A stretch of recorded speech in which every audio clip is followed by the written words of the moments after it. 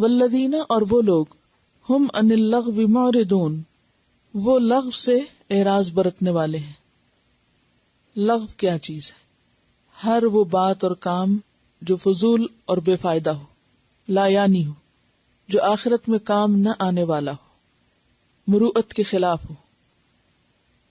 ہر وہ بات اور کام جو آخرت میں فائدہ نہ دے، بیکار، لا یعنی، فضول، بے مقصد. سورۃ الحج کے آخر میں کیا فرمایا؟ وجاہدوا فی اللہ حق جہادہ، اللہ کی راہ میں جہاد کرو جیسا کہ جہاد کرنے کا حق ہے. اور حق کیسے ادا ہوتا ہے؟ جب انسان کسی بھی چیز کا حق ادا کرنا چاہتا ہے تو اس کے لیے ضروری ہے کہ وہ مکمل طور پر یکسو ہو، اس معاملے میں سنجیدہ ہو. اور جب کوئی شخص کسی خاص معاملے میں سنجیدہ ہو جاتا ہے تو پھر اس کا دل دوسری چیزوں میں نہیں لگتا، دوسری چیزوں سے وہ خود بخود لا تعلق ہوتا چلا جاتا ہے.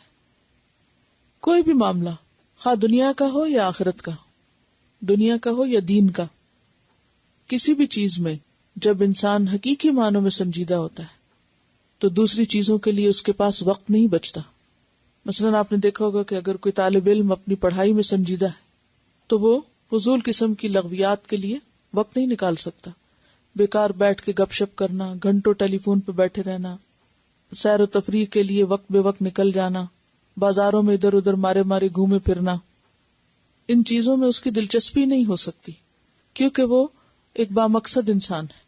وہ جو کچھ بھی کرتا ہے اپنے مقصد کے تحت کرتا ہے، اس کے فائدے کے لیے کرتا ہے. تو ایک آخرت اورینٹڈ شخص، ایک ایسا شخص جس کی منزل آخرت کی کامیابی ہو، تو وہ کسی بھی صورت میں دنیا کی فضول اور لایانی چیزوں میں دلچسپی نہیں لے سکتا. اس کے پاس نہ اتنا وقت ہوتا ہے اور نہ ہی اس کی توجہ اس طرف ہوتی ہے اور نہ ہی اس کا اس میں دل لگتا ہے.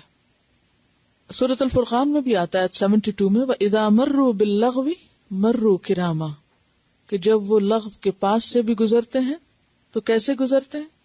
معزز طریقے سے، شریفانہ طریقے سے، یعنی اس کی طرف نظر اٹھا کے بھی نہیں دیکھتے. اسی طرح اگر کوئی بے فائدہ باتیں سننے کو ملے یا کوئی بھی چیز تو بھی اس سے اعراض برتتے ہیں.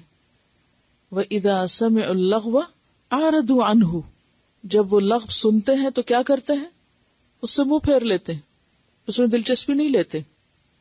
کسی کی غیبت ہو رہی ہو، کسی کے خلاف کوئی پروپیگنڈا ہو رہا ہو، فضول لا یعنی تبصرے ہو رہے ہوں، تو ایسی گفتگو میں وہ شریک نہیں ہو سکتے اور نہ ہی انہیں اس سے کوئی دلچسپی ہوتی، کیونکہ وہ ان کے مزاج اور ان کے معیار کے خلاف ہے.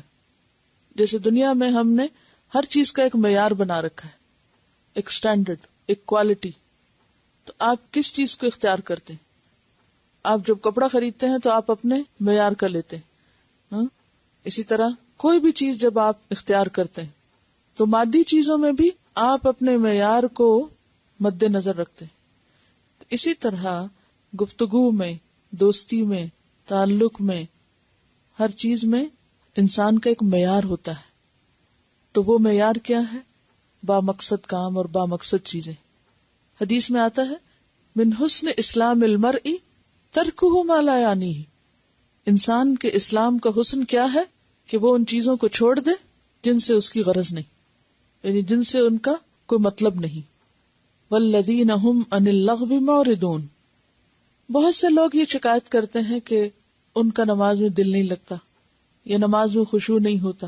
تو اس کی بنیادی وجہ کیا ہوتی ہے؟